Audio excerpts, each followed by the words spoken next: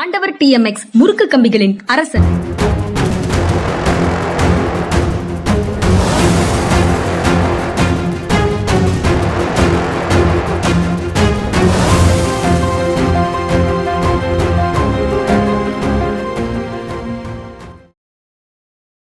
வணக்கம். இது மனிதா சார். வணக்கம் சார். வணக்கம்ங்க. வணக்கம். திமுக அதிமுக இரண்டுமே கண்டனம் தெரிவிச்சிருக்குது தேவைக்கு அரசுக்கு. மேட்டூர் அணையை திறக்காம குறுவை சிறப்பு தொகுப்பு திட்டம் அப்படின்னு எல்லாம் பேசுறீங்களே, விவசாய கடன் தள்ளுபடி மாதிரி விவசாயிகளை வஞ்சிக்கும் செயல் இது அப்படின்னு கண்டனம் தெரிவிக்கிறாங்க. ஜூன் 12 மேட்டூர் நீர் திறப்பு நடக்கும் வழக்கமாக. நேற்று நடக்கவில்லை. அது தொடர்பாக எதுவும் அரசிடமிருந்து தகவலும் இல்லை அப்படிங்கிறதுல விவசாயிகள் ஏமாற்றம் அடைந்திருக்கிறார்கள் அப்படிங்கிறத திமுக அதிமுக வெளிப்படுத்துறாங்க. நீங்க எப்படி பாக்குறீங்க? இல்ல, அவங்க சரியா தான் சொல்றாங்க. அதாவது மேட்டூர் ட்ரையா இருக்குன்னு சொல்றாங்க. ட்ரையா இருக்குன்னு இவங்க காவேரி மேலாண்மை இதுக்கு போயிருக்கணும், பாடி போயிருக்கணும். போய் கர்நாடகா எங்களுக்கு தண்ணி ரிலீஸ் பண்ணணும். ஏன்னா கர்நாடகா காவேரியிலேருந்து எந்த தண்ணி ரிலீஸ் பண்ணணும், டோட்டல் குவான்டிட்டி ரிலீஸ் பண்ணணும்னு சொல்லியிருக்கோ, அது அவங்க அந்தந்த பீரியட்ல ரிலீஸ் பண்றது இல்லை. எக்ஸஸா ஏகப்பட்ட மழை பெஞ்சு அவங்களுக்கு அவங்க டேம் எல்லாம் உடையிற அளவுக்கு நிரம்பணும்னு திறந்து விட்டுருவாங்க டேம். இங்கேயும் நமக்கு எவ்வளவு ஸ்டோரேஜ் இருக்கோ அதுக்கு மேல அது வேஸ்டா போய்கிட்டு இருக்கும். அதையும் நம்ம கவனிக்க வேண்டியிருக்கு. நம்ம புதுசா ஸ்டோரேஜ் பாயிண்ட்ஸ் பண்ண வேண்டியிருக்கு. அது ரொம்ப நாளா பேச்சு நடந்திருக்கு. கடந்த ஆட்சியில ஸ்டாலின் ஆட்சியில சில தீவிரமான முயற்சிகள் மேற்கொள்ளப்பட்டன. இன்னும் ஒரு டேர்ம் இருந்திருந்தாருன்னா ஒருவேளை அதை முடிச்சிருந்திருப்பாரு. இவங்க அதை ஃபாலோ பண்ணணும். போய் நிதி ஆயோக்ல போய் பேசுறாங்கல்ல, ஸ்டாலினுடைய அரசுடைய சாதனைகளை எல்லாமே மறக்காம சொல்லிட்டு நாங்க இதெல்லாம் பண்ணிருக்கோம்னு சொல்லி, அது இவர் உதயநிதி கரெக்டா சொல்லி என்ன ஸ்டிக்கர் ஓட்டுறீங்கன்னு கேட்டிருக்காரு. அது மட்டும் பத்தாது. அது தவிர இந்த ஃபாலோ அப் ஆக்ஷனும் கரெக்டா எடுக்கணும். எனக்கு என்ன இதா இருக்குன்னாங்க, காவேரி ஒரு சென்சிட்டிவ் விஷயம். குறுவை சாகுபடிங்கிறது ஒரு சென்சிட்டிவ் விஷயம். இது ஆபீசர்ஸும் சொல்லாம இருக்காங்களா, அல்லது சொன்னதுக்கு அப்புறம் இவங்களுக்கு இதனுடைய அர்த்தம் எல்லாம் புரியலையா? அதுதான் நானும் கேட்க வந்தேன் சார். ஆபீசர்ஸ் இது கண்டினியூன்ஸ் ஆஃப் கவர்னன்ஸ்ங்கிறது பாலிசி டிசிஷன். சில விஷயங்களை பாதியில திரும்ப மாற்ற முடியாது. அதை பொலிட்டிக்கலா யோசிக்கலாம். இதெல்லாம் ருட்டீன் மேட்டர்ஸ் தானே. இந்த ருட்டீன் மேட்டர்ஸ் ஏன் இதுல பேச மாட்டேங்கிறாங்க, அல்லது பேசினாலும் இவங்க புரியலையா தெரியல. பேசாத செய்கைகளும் நடந்திருக்கு, பேசி புரியாத செய்கைகளும் இதுக்கு முன்னாடி நடந்திருக்கு. ஜெயலலிதா காலத்துல வெள்ளம் வந்துச்சு, எப்படி வந்துச்சு? இவங்க சிஎம் தூங்கிட்டு இருந்தாங்கன்னு அவங்களை டிஸ்டர்ப் பண்ண முடியாம டிஸ்டர்ப் எப்படி பண்றதுன்னு யோசிச்சாங்க சில அதிகாரிகள். அதனால சென்னை வெள்ளத்துல மூழ்குச்சு. அது மாதிரி நடந்திருக்கு. இப்ப அது மாதிரிப்பட்ட செயல்கள் நடந்துடக்கூடாது. இது இந்த ஜெயலலிதா காலத்துல ஜெயலலிதாவை சந்திக்க முடியல அதிகாரிகளால. அதனால ஒரு மாற்றம் வேணும் அப்படின்னு திமுகவுக்கு ஓட்டு போட்டாங்க. திமுக காலத்துல ஆபீசர்ஸும் சரி, ரெப்ரசன்டேட்டிவ்ஸும் பப்ளிக் ரெப்ரசன்டேட்டிவ்ஸும் எப்ப வேண்டாலும் முதலமைச்சரை சந்திக்கலாம், ஒரு வாரத்துக்கு 2-3 தடவை கூட சந்திக்கலாம், அதுல ஒரு மாற்றம் வேணும் அப்படின்னு திரும்ப விஜயை தேர்ந்தெடுத்திருக்கிறாங்க. அதுல என்ன மாற்றம் வேணும்? அது வரவேற்க தகுந்த விஷயத்தையெல்லாம் எதுக்கு மாற்றணும்? பட் விவசாயிகள் தொடர்ந்து ஆட்சி வந்ததுல இருந்து ஒரு மாதத்துல பல விஷயங்களுக்கு அந்த பயிர்க்கடன் தள்ளுபடி மிஸ்ஃபயர் ஆனதுல இருந்து திரும்ப திரும்ப போராட்டங்கள்லயே ஈடுபட்டு இருக்கிறாங்க சார். வேற என்ன வழி இருக்குங்க ஜனநாயகத்துல? பட் அது சந்தித்து பேசி அதுக்கு ஏதாவது வழி செய்வதா, அல்லது அதை செய்ய வேண்டியது முதல்வர். அது ஒரு இஷ்யூவாக இருக்கு. இல்ல போராட்டங்கள் நடக்கட்டும், அதுக்கப்புறம் தீர்வு கொடுக்கறது தான் அவங்களுக்கு உரைக்கும். அவங்க கேட்ட உடனே கொடுக்கறது அவங்களுக்கு புரியாதுன்னா கஷ்டப்பட்டு வாங்கியதாக ஒரு உணர்வு வராதுன்னு வில்ஃபுல்லா பல போராட்டங்களையும் அனுமதிக்கிறாங்களாங்கிறதும் தெரியல. மின்வெட்டு தொடர்பாகவும் தொடர்ந்து போராடிட்டு இருக்கிறாங்க. அது முதல்ல ஏன் இந்த மின்வெட்டு வருதுங்கிறதுக்கே அவங்க சரியான விளக்கம் இது வரைக்கும் கொடுக்கல. திமுக அதிகாரிகள் தான் காரணம், சபாட்டேஜ் பண்றாங்க அப்படின்னு முதல்ல சொன்னாரு. அப்ப ஐடென்டிஃபை பண்ண வேண்டியதான் அந்த அதிகாரிகளை. சார், உண்மை என்னன்னா, அதிகாரி நினைச்சா இதை சாபட்டேஜ் பண்ண முடியாது, ஒர்க்கர்ஸ் நினைச்சா தான் சாபட்டேஜ் பண்ண முடியும்.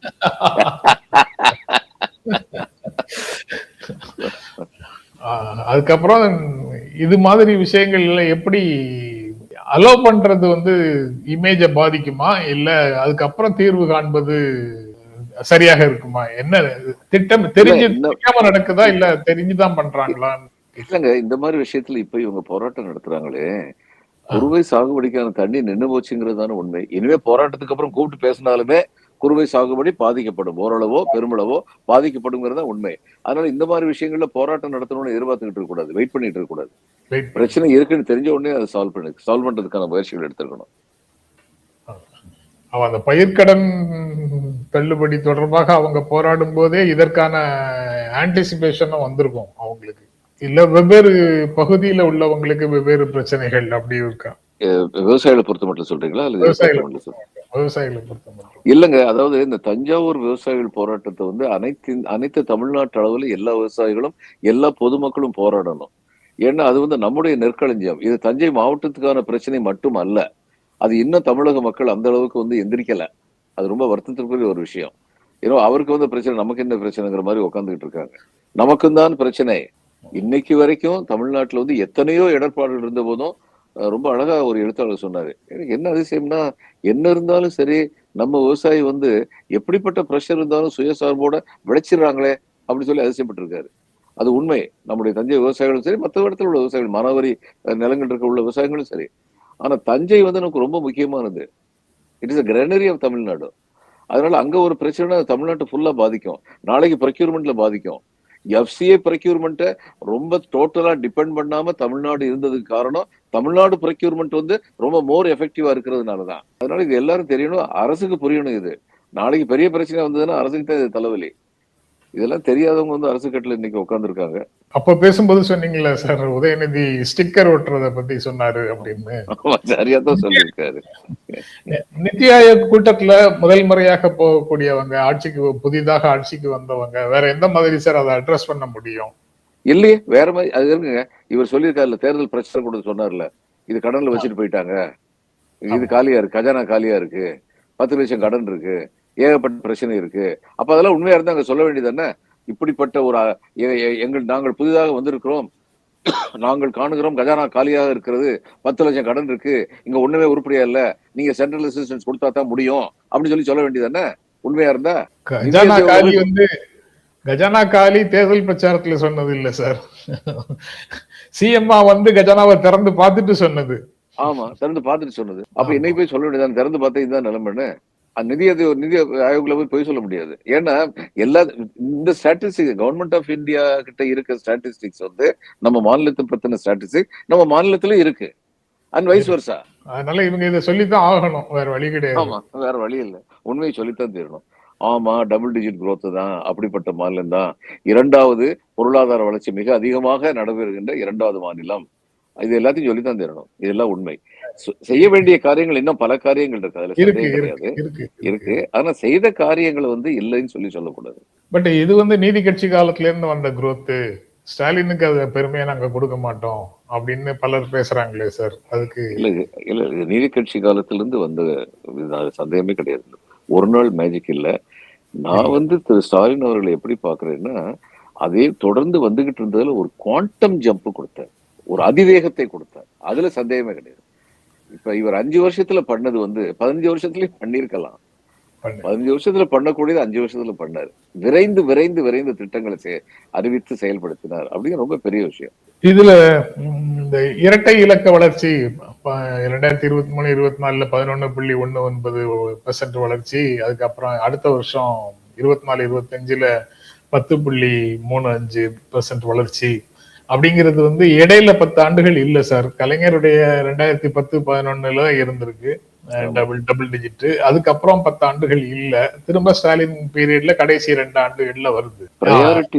பிரையாரிட்டி சரியா இருந்தா அந்த அரசுகள் இந்த மாதிரி இரட்டை இலக்கத்தை அடைய முடியும். பிரையாரிட்டிங்கிறது ரொம்ப முக்கியம். இந்த இன்சென்டிவ்ங்கிறது ரொம்ப முக்கியம். நாங்க விவசாய நிலம் வச்சிருந்தோம். எங்க அப்பா வந்து சொல்லுவாங்க, பக்கத்துல விவசாய நிலம் வச்சிருந்தவர் வந்து 4 மணிக்கு எல்லாரையும் நிப்பாட்டி வச்சு வடை சாப்பிடணும்னு கட்டாயப்படுத்துவார் விவசாய தொழிலாளர்கள் அத்தனை பேருக்கும். அப்ப பக்கத்துல உள்ள நிலத்துல உள்ளவங்க எல்லாம் இது என்ன, இது வெட்டித்தனமா செலவழிக்காதுன்னு நினைச்சாங்களாம். அவங்க 1/4 மணி நேரத்துல வடையை சாப்பிட்டு முடிச்சிருவாங்க. மற்றவங்க எல்லாம் 5 மணிக்கு வேலையை விட்டு போயிடுவாங்க. ஆனா இவங்க 6 மணி வரைக்கும் வேலை பார்ப்பாங்க வடை சாப்பிட்டவங்க. இவருக்கு 3/4 மணி நேரம், அந்த 1/4 மணி நேரம் லாஸ் போக 3/4 மணி நேரம் கூடுதலா ப்ரொடக்டிவிட்டி கிடைக்குது. எங்க அப்பா இதை சொல்லுவாங்க, ரொம்ப சின்ன விஷயம். அந்த ஆள் வந்து அவங்களையும் சந்தோஷப்படுத்தி தன்னுடைய ப்ரொடக்டிவிட்டியும் கூப்பிட்டு இது பண்ணிக்கிட்டாரு. இதுதான் வின் வின் சிச்சுவேஷன் லைஃப்ல அப்படின்னு சொல்லுவாங்க. அது மாதிரி பல்வேறுபட்ட குழுமங்கள் இருக்காங்க. அவங்களுக்கு தேவையான இன்சென்டிவ்ஸ் வந்து கொடுத்து கொடுத்து அவங்ககிட்ட இருந்து பெஸ்ட் ரிசல்ட்டை வாங்கணும். இதுதான் basic philosophy in administration, in economic management அப்படிங்கிறதுல எல்லாம். அதுல வந்து ஸ்டாலின் அரசு வந்து திறமையாக செயல்பட்டார்கள். அதுல சந்தேகம் இல்லை. நீங்க அந்த விவசாயமாக இருந்தாலும் சரி, அல்லது சின்ன சின்ன நிறுவனங்களாக இருந்தாலும் சரி, அதனுடைய மேக்னிடியூட் அதிகமாகி அது கவர்மெண்டா இருந்தாலும் சரி, எல்லாருக்கும் பொருந்தக்கூடியது தானே சார். அதை வந்து ஆமா. அதை வந்து செய்வதில் என்ன சிக்கல் இருக்க போகுது? சிக்கல் இதெல்லாம் செய்யலாங்கிறது தெரியாத ஒருத்தர் முதல்வராக உட்கார்ந்துருக்காரு. நான் நினைக்கிறேன் இன்னைக்கு அதிகாரிகள் இவர் எப்படி ட்ரீட் பண்றாருன்னு எனக்கு தெரியாது. அவங்களுடைய அட்வைஸ் எடுத்துக்கிறாரா, எந்த அளவுக்கு எடுத்துக்கிறாரு, இதெல்லாம் எனக்கு தெரியாது. ஆனா அதிகாரிகள் வந்து கொஞ்சம் கண்டிப்போட சொல்ல வேண்டிய நேரம் வந்துருச்சுன்னு நினைக்கிறேன். இல்ல உங்களுடைய ஆட்சி தொடர்ந்து இருக்கணும்னா, உங்களுடைய ஆட்சி தொடர்ந்து நல்ல பேரோடு இருக்கணும்னா, இந்த மாதிரி செயல்கள்லாம் முன்னேற்பாடுகள்லாம் நிகழ்த்த வேண்டியது அவசியம் அப்படின்னு சொல்லணும்னு நினைக்கிறேன். முன்னேற்பாடுகள்னா அதிகாரிகளால மட்டுமே அந்த விஷயத்தை சொல்லி இவங்க வந்து தொந்தரவு கொடுக்காம இருந்தாங்கன்னா அதிகாரிகளால மட்டுமே செய்திட முடியுமா? அப்படி செய்வது ரைட்டா தப்பா?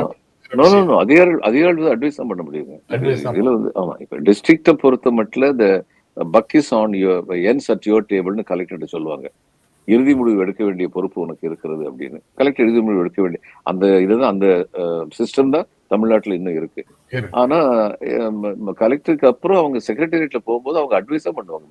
மினிஸ்டர் தான் டெசிஷன் எடுக்கணும், கேபினெட் தான் டெசிஷன் எடுக்கணும். அதுக்கப்புறம் இன்னொரு செய்தி சார், எம்எல்ஏ பதவியை ராஜினாமா செய்த 4 பேருக்கும் நோட்டீஸ் அனுப்பியிருக்காரு. அதிமுகல இருந்து ராஜினாமா பண்ண 4 பேருக்கும் நோட்டீஸ் அனுப்பியிருக்கிறாரு பேரவைத் தலைவர். ஒரு வாரத்துல விளக்கம் கொடுக்கணும் அப்படின்னு கேட்கிறாரு. 4 பேர் ராஜினாமாவையும் இவர் ஏற்றுக்கிட்டாரு. ஆமா, அதான் எனக்கு குழப்பமா இருக்கு. அதான் என்ன விளக்கம் கேட்கிறாரு, அவங்க என்ன பதில் சொல்லணும் அதான் எனக்கு புரியல. அதான் அவங்க கிட்ட கேட்டேன். நீங்களும் கேபிஎட் போட்டீங்களே சார்.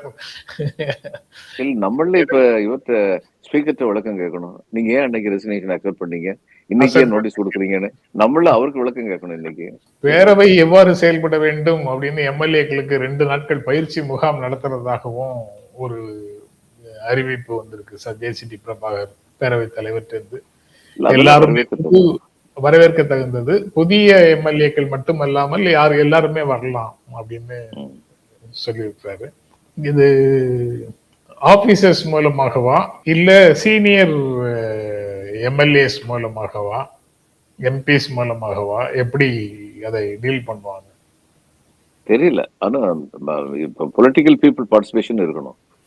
எக்ஸ்பீரியன்ஸ்டு சீனியர் எம்எல்ஏஸும் வந்து சொல்லிக் கொடுக்கணும், எப்படி வந்து சபையில வந்து நடந்துக்கணும் அப்படின்னு சொல்லிக் கொடுக்கணும். ஏன்னா சபையில இருக்கிறது அவங்கதான் முக்கியமா வந்து சொல்ல முடியும். இது விதிகள்னு ஒரு புக்கு கொடுக்கறதோட போதாது கொஞ்சம் மரபுகள் சொல்லிக் கொடுக்கணும். கடந்த காலத்துல என்னென்ன சிக்கல்கள் எல்லாம் வந்திருக்குது, அந்த வந்த சிக்கல்களை எப்படி தீர்வு கண்டிருக்கிறோம், அப்ப சபை எப்படி நடந்திருக்கணும், அன்னைக்கு எப்படி நடந்தது அப்படின்னு பல்வேறு விஷயங்களை சொல்லி சென்சிட்டைஸ் பண்றதுங்கிறது மாதிரியான செமினார் அப்படின்னு சொல்லலாமா சார்? பயிற்சி தேவைதாங்க. பெரும்பாலும் வந்து ஒரு பஞ்சாயத்திலோட இருந்ததில்லை, பொசிஷன்ல இருந்தது இல்ல, நேரடியாக சட்டமன்ற புதுசா உள்ள ஆளுங்கள்ட்ட வந்திருக்காங்க. அதனால அவங்களுக்கு சொல்லிக் கொடுக்க வேண்டிய தேவை இருக்கு நினைக்கிறேன். அது ஒன்று தேவைதான். பேரவைத் தலைவருக்கு தெரிஞ்சிருக்குது, சட்டப்பேரவையில உறுப்பினர்களுக்கு. நிர்வாகத்துல இருக்கக்கூடிய அமைச்சர்களுக்கு அப்படி ஒரு பயிலரங்கம் தேவைன்னு இன்னும் முதலமைச்சருக்கு தெரியலையா, இல்ல அவங்க எல்லாம் எக்ஸ்பர்ட்டா இருக்காங்களா, எப்படி சார்? அவங்களுக்கு ட்ரைனிங் கொடுக்க வேண்டியது தேவைதான். அவங்களுக்கு ட்ரைனிங் கொடுக்கறது யாரு கொடுக்கணும்? முதலமைச்சரால கொடுக்க முடியாது, அவருக்கே ட்ரைனிங் கொடுக்க வேண்டியிருக்கு. அதுதான் சிக்கல். அது ரெண்டையும் பிரிச்சுக்கணும் சார். முதலமைச்சருக்கு கொடுக்க வேண்டிய பயிற்சி தனி, அமைச்சர்களுக்கு கொடுக்க வேண்டிய பயிற்சி தனி அப்படின்னு பிரிச்சு கொடுக்க வேண்டியதுதான். நேத்து பேசினதுக்கு அப்புறம் ஒரு சின்ன இது பெர்மிஷன் கேட்கிறேன். நேத்து நம்முடைய பார்த்துட்டு பல பேர் வந்து என்ன இவர் வந்து பாலச்சந்திரன் வந்து தாவேக்காவுக்கு பக்கம் சாயிறாரா அப்படின்னு சொல்லி வினா எழுப்பியிருந்தாங்க. நான் சொன்னதை முழுமையா கேட்கலன்னு சொல்லி நினைக்கிறேன். நான் என்ன சொல்லியிருந்தேன்னா, அவங்களுக்கு நிச்சயமா நம்ம வந்து கொஞ்சம் டைம் கொடுக்கணும், புதுசா வந்திருக்கவங்களுக்கு. ஆனா அதே சமயம் இவங்களை பத்தின என் பயம் முதல்ல எதிர்கட்சிகளை பார்த்து சொன்னேன், நீங்க எதுல வந்து அவங்களை அட்டாக் பண்ணுமோ அதுல அட்டாக் பண்ணணும். அவர் பனையூர் விட்டு வெளியில வர மாட்டாருன்னு சொன்னீங்க, வெளியில வந்துட்டாரு. சென்ட்ரல் கவர்மெண்ட் எதிர்த்து பேச மாட்டாருன்னு சொன்னீங்க, அவர் பேசிட்டாரு. அதை பத்தி ஒருத்தர் கேட்டாரு, ஒரு இன்சிடென்டா சொல்லுங்க, நீங்க கூட கேட்டீங்க, சென்ட்ரல் கவர்மெண்ட் எதிர்த்து அவர் கிரிட்டிசைஸ் பண்ணிட்டாரு, ஒன்னா சொல்லுங்க. ஆமா. ஒரு தரம் எனக்கு நல்ல நினைவு இருக்கு. பேர சொல்ல மாட்டேங்கிறேன்னு சொல்றாங்க. பேர சொல்ல மாட்டேங்கன்னு சொன்னாங்க. நரேந்திர தாமோதர் மோடி அப்டின்னாரு. எனக்கு நல்ல நினைவு இருக்கு. பேர சரி. சொல்லி இத சரி பண்ணணும் அப்டின்னு சொல்லி கேட்டாரு. அதிகமா சொல்லல. ஒரே ஒரு தரம் தான் சொன்னாரு. ஆனா சொன்னாரு. இவங்க சொல்லிக்கிட்டே இருக்கிறதுக்கு எதிர்வினையா அவர் வந்து சொன்னாரு. அதே மாதிரி இவங்க வந்து இது நீங்க பொதுக்கூட்டம் நடத்த மாட்டீங்கன்னு சொன்னா நான் போய் நடத்துறேன். நடத்தி காமிச்சிட்டேன். நீங்க காங்கிரஸ் தலைவர்களை பார்க்கலன்னு சொல்லி பெரிய இஷ்யூ பண்ணா அடுத்த வாரம் போய் காங்கிரஸ் தலைவரை பார்த்துட்டேன். அதனால இத ஒரு பெரிய இஷ்யூ ஆக்காம சைடு இஷ்யூவா இருக்கலாம். பொது இஷ்யூ வந்து இந்த மின்வெட்டு, இந்த விவசாயிகளுக்கு நடக்கிறது. கலைஞர் அதைத்தான் பண்ணாரு. அத பண்ணணும் அப்படின்னு சொல்லி நான் சொன்னேன் ஒண்ணு. 2வது சொன்னேன், என்னைய பொறுத்த மட்டும் இவங்கள பொறுத்த மட்டும் என்னுடைய பயம் என்னன்னா, இந்த தாவேக்கு ஒருவேளை ரூ. 2,500 குடுத்துடலாம். இன்ஃபாக்ட் நான் குடுத்துருவாங்கன்னு நினைக்கிறேன். ஏன்னா அது இவங்களுக்கு ரொம்ப பெரிய பாதிப்பை ஏற்படுத்தும் குடுக்கலாம்னு இவங்களுக்கு தெரியும். இது மாதிரிப்பட்ட விஷயங்கள்லாம் செஞ்சுட்டு, தமிழ்நாட்டின் விழுமியங்கள், மாநிலத்தின் உரிமைகள் இதுல எல்லாம் விட்டு கொடுத்துட்டு போயிட்டாங்கன்னா பெர்மனன்ட் டேமேஜ் பண்ணிடுவாங்க. அதுல நம்ம எச்சரிக்கையா இருக்கணும். இந்த சொற்கள் வந்து நிச்சயமா தாவேக்காவுக்கு ஆதரவான சொற்கள் இல்ல. அவங்க இந்த எதிர்க்கட்சி தேவையில்லாத விஷயத்தை பிடிக்கிறாங்கன்னு சொன்ன உடனே நான் ஏதோ தாவேக்காவுக்கு ஆதரவா பேச நினைச்சிட்டாங்க. தாவேக்கா ஆட்சிக்கு வந்ததை பத்தி எனக்கு பயங்கரமான அச்சம் இருக்கு. முதல்லயே சொன்னேன். களப்பிரர் ஆட்சின்னு வரலாற்று சொன்னாங்களே, அது மாதிரி வந்து எது அவங்க களப்பிரர் ஆட்சின்னு அவங்க சொன்னது வந்து we have difference of opinion about what they mean. ஆனால் ஒரு இருண்ட காலம் அப்படிங்கிற அளவு சொன்னாங்களே, அது மாதிரி இது ஆயிரும். அனுபவம் இல்லாதவங்க, அனுபவம் தேடிக்கிறதுக்கான ஆர்வமும் இல்லாதவங்க கையில இருந்தா அது மாதிரி ஆயிரும்னு இன்னைக்கு வரைக்கும் சொல்றேங்க. இவங்களுடைய செயல்கள்லாம் பார்க்கும்போது அனுபவம் இல்லைங்கிறது மட்டும் இல்ல, அனுபவத்தை தேடிக்கிற ஆர்வமும் இல்லாதவங்களா இருக்காங்க அப்படிங்கிறத எனக்கு இன்னைக்கு வரைக்கும் நான் பாக்குறது. என்ன பண்ண போறாங்கன்னு தெரியல. இது சினிமா கிடையாது. ஷோ காட்டியே முடிச்சிட முடியாது. ஆட்சி நிர்வாகம்ங்கிறது it's a different cup of tea. அதுல வந்து இவங்க வந்து ஃபெயில் ஆகிக்கிட்டே இருக்காங்க இன்னைக்கு வரைக்கும். அவர் எப்ப ரொம்ப எஃபெக்டிவா இருக்காரு, கையில ஸ்கிரிப்ட் கொடுத்து பேச சொல்லும் போது எஃபெக்டிவா இருக்காரு. நிஜம்தான். ரொம்ப அழகா பேசுறாரு. அது மட்டும் பத்தாது. நீங்க வீட்டுக்கு புதுசா சோஃபா வாங்கிட்டீங்களாங்கிறது வரைக்கும் நேத்து கேட்க ஆரம்பிச்சிட்டாங்க சார்.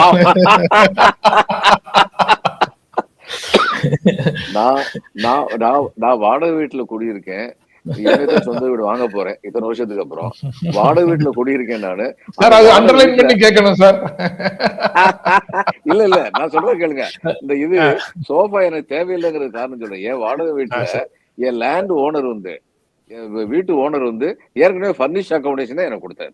எனக்கு சோஃபா தேவையில்லை. எனக்கு சோஃபா தேவையில்லை. அதாவது முழுசா கேட்டா இந்த மாதிரி வினாக்கள் வந்திருக்காது. நான் முழுசா கேட்டிருந்தாங்கன்னா இந்த மாதிரி வினாக்களே வந்திருக்காது. இல்ல நீங்க இப்ப பேசும்போது சொன்னீங்கல்ல, அந்த விழுமியங்களை சாகடிச்சிட்டாங்கன்னா நாசமா போகும் மாநிலம் அப்படின்னு.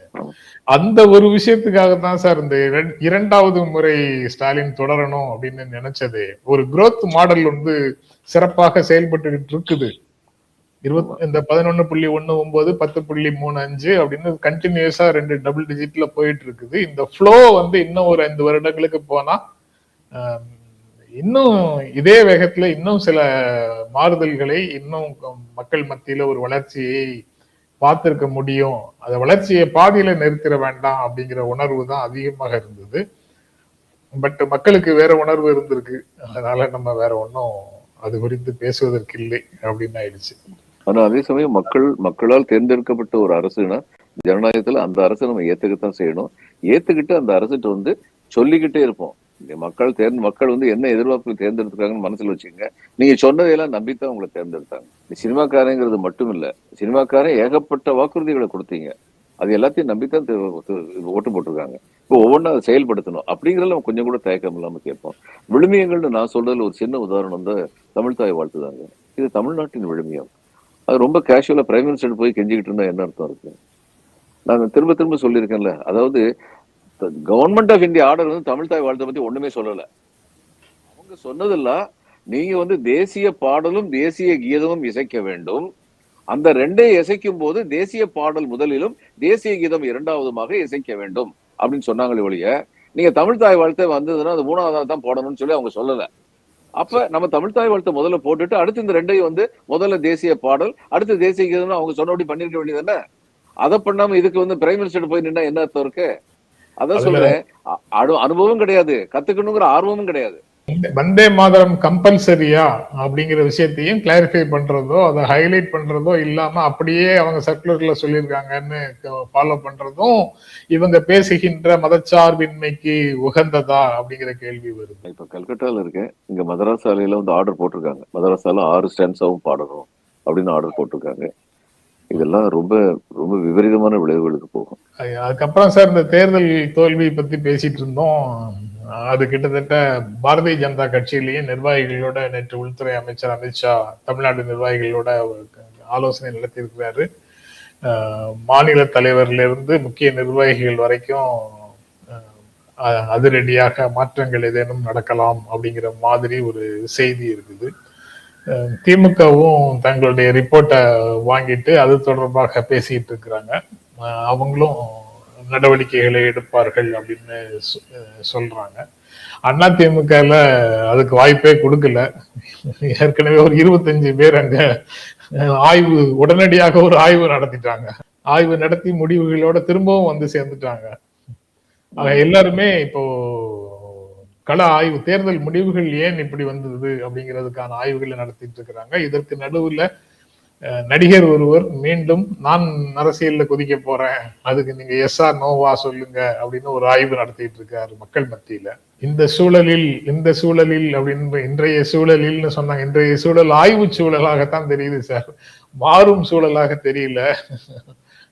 இந்த பெரிய பெரிய மருத்துவர்கள், விஞ்ஞானிகள், வழக்கறிஞர்கள் இவங்களெல்லாம் கட்டாயம் சினிமாலையும் கொஞ்ச நாள் நடிகன்னு சொல்லிட வேண்டியதான். அப்படின்னா தான் உங்க முகம் மற்றவங்களுக்கு தெரியும், நீங்க கெட்டிக்காரங்க அப்படிங்கிறது தெரியும். அப்படி இல்லைன்னா விவேக் வந்து ஒரு படத்துல சொன்ன மாதிரி எவனோரோ கையெடுத்து சொடுக்குறான்ப்பா, என்னப்பா நீ ரஜினிகாந்த் பார்த்து கேட்டார்ல, அது மாதிரி யார் யாரோ வர்றாங்க. நம்முடைய விஞ்ஞானிகள், நம்முடைய அறிவாளிகள், அறிவுஜீவிகள் இவங்கெல்லாம் ஏன் வராம இருக்காங்க அப்படிங்கறத பத்தி யோசிக்க வேண்டியிருக்கு. நீங்க உங்க பங்குக்கு ஒரு சீன் நடிச்சிட்டீங்க சார் ஒரு படத்துல. இல்ல நம்ம 2 பேருக்கு இடையிலோட வித்தியாசம், நான் நடிச்சது தாமதமாவது வெளியில வந்துருச்சு, நீங்க நடிச்சது வரவே இல்லை.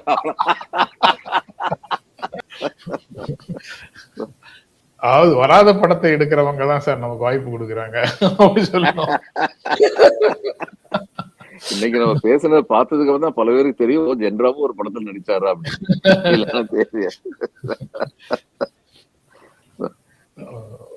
ஓகே சார், இது தவிர வேற பெரிய செய்திகள் இல்ல. கட்சிகள் வந்து ஆய்வு செய்யுதுங்கிறத தாண்டி பெருசா இல்ல. பட் டிவிகே கட்சி நிர்வாகிகள் மேல மீண்டும் மீண்டும் பல்வேறு விதமான குற்றச்சாட்டுகள் வந்துகிட்டே இருக்குது. பார்ட்டி லெவல்ல எந்த நடவடிக்கையும் எடுத்த மாதிரி தெரியவும் இல்லை. அதுதாங்க கவலைக்குரியதா இருக்கு. ஒரு பெண்ணை வந்து வேலை கொடுக்குறேன்னு சொல்லி ஏமாத்தி போய் 2 பேர் சேர்ந்து வன்புணர்வு பண்ணிருக்காங்க. 2 பேரும் கட்சியுடைய நிர்வாகிகள்னு போலீஸ் தரப்புல இருந்து நமக்கு செய்தி வந்திருக்கு. என்ன பண்ணாங்க? இப்ப கட்சி நிர்வாகிகள் பண்ணாங்கன்னா அந்த கட்சியவே குறை சொல்ல மாட்டேன். எல்லா கட்சியிலையும் சில கருப்பாடுகள் இருக்கும். ஆனா கருப்பாடுகளை களையணும்ல. ஏன்னா அதுல திமுக எவ்வளவு தெளிவா இருந்தாங்க. ஒரு செய்தி கேள்விப்பட்டா உடனடியா நடவடிக்கை எடுத்தாங்கல்ல. அதனால இது என்ன கவலைக்குரியதா இருக்குன்னா, ஒரு லும்பன் ஸ்டேட்டை கிரியேட் பண்ண பாக்குறாங்களா? கிட்டத்தட்ட அந்த மாதிரி தான் ஆகுது. தடி எடுத்தவன்லாம் தண்டல்காரன் மாதிரி அதிகாரத்தை சொல்லி சொல்லி கீழே உள்ளவங்களை கட்டுப்படுத்துறது, ஒடுக்குவது அப்படிங்கிற மாதிரியான ஒரு டெண்டன்சி தெரியுது.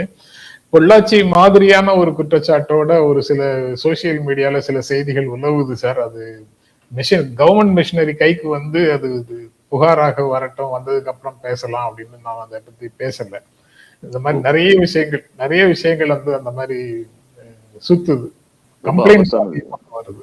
அதாவது இதுதான் law and order break down. இது மாதிரி நடந்தது என்றால், உண்மை என்றால், அதை பற்றி எந்த விதமான நடவடிக்கையும் எடுக்காமல் இருந்தால் அதுதான் உண்மையான law and order break down. எங்கேயாவது யாராவது ஒரு குற்றவாளி இந்த மாதிரி ஒரு பெண் மேல வன்புணர்வு கொண்டுட்டாரு, சிறுவர்களை வந்து காயப்படுத்திட்டாரு, அப்படி குத்தி கொண்டுட்டாரு, இந்த மாதிரி நியூஸ் வந்து ஸ்பொராடிக் இன்சிடென்ட்ஸ் இன் சொசைட்டி. ஆனா நான் ஆளுங்கட்சியில இருக்கேன், அதன் காரணமாக நான் இதெல்லாம் செய்யலாம், என்ன யாரும் என்னவும் கேட்க மாட்டாங்க அப்படிங்கிற ஒரு டெண்டன்சி உருவாயிருச்சுன்னா அங்கதான் law and order breaks down. அதனால வெயிட் பண்ணி அது உண்மையா இருந்தா சரி, அதை பற்றி பத்திரிகைகள் பேசணும், எதிர்கட்சிகள் பேசணும், எல்லாருமே பேசணும். ரொம்ப முக்கியம். சில ஊடகங்கள்ல சோசியல் மீடியால வருது ஆடியோ ஃபைல்ஸா அந்த மாதிரி. அதை கேரி பண்றாங்க கார்ப்பரேட் மீடியாஸ்லயும். ஆனா அதை தாண்டி ஸ்டேட் மிஷினரி கைக்குள்ள அது புகாராக வந்த மாதிரி தெரியல. ஸ்டேட் மிஷினரியில இருந்து எந்த புகாரும் வெளியில வரல. அதனால கொஞ்சம் வெயிட் பண்ணி பார்க்கலாம் அப்படின்னு அதை பத்தி பேசுறேன். இன்னொன்னு சொல்றீங்க, புகார் வர்ற வரைக்கும் ஏன்னா இது உண்மையாக இருந்தால், பெண்கள் பாதிக்கப்பட்டவர்களாக இருந்தால் அந்த பெண்கள் புகார் கொடுக்க வர்றது ரொம்ப ரொம்ப கஷ்டம். அப்ப சோமோட்டோ ஸ்டேட் கவர்மெண்ட் வந்து ஸ்டேட் மிஷினரி வந்து இதை விசாரிக்கணும் இந்த மாதிரி விஷயங்கள்ல. ஸ்ரீவைகுண்டம் இஷ்யூலயே ஒரு பெண் வந்து புகார் கொடுக்க வேண்டாம்னு சொன்னாங்க. ஒரு பெண் தான் கொடுத்திருக்கிறாங்க.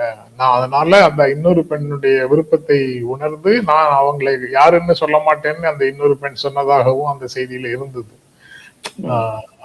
அது ஒரு விதமான முதிர்ச்சியும் இருக்கு, தைரியமும் இருக்கு, ஸ்டேட் மேல நம்பிக்கையும் இருக்கு. அதனாலதான் இந்த புகார்கள் உடனே வருது வெளியில. அந்த நம்பிக்கை தொடர்ந்து இருக்கணும். கத்துவா மாதிரி ஆயிடக்கூடாது. ஆமா, நீங்க சொல்ல வந்தது சொல்லுங்க சார். அதோட நிறைவு செய்யலாம் சார். வேற ஏதோ ஒண்ணு சொல்ல வந்தீங்க? இல்ல, வேற ஒண்ணு நான் சொல்ல வரல. இதுதான் நான் திரும்பவும் சொல்ல வந்தேன். நீங்க சொல்றதை ஆமோதிக்கத்தான் வந்தேன் நானு. இது இது இது வந்து ரொம்ப எச்சரிக்கையோட பார்க்கப்பட வேண்டிய ஒரு விஷயம். பாப்போம் என்ன செய்யறாங்க. ரொம்ப நன்றி சார். நாளைக்கு தொடர்ந்து பேசுவோம் சார். நன்றி, வணக்கம்.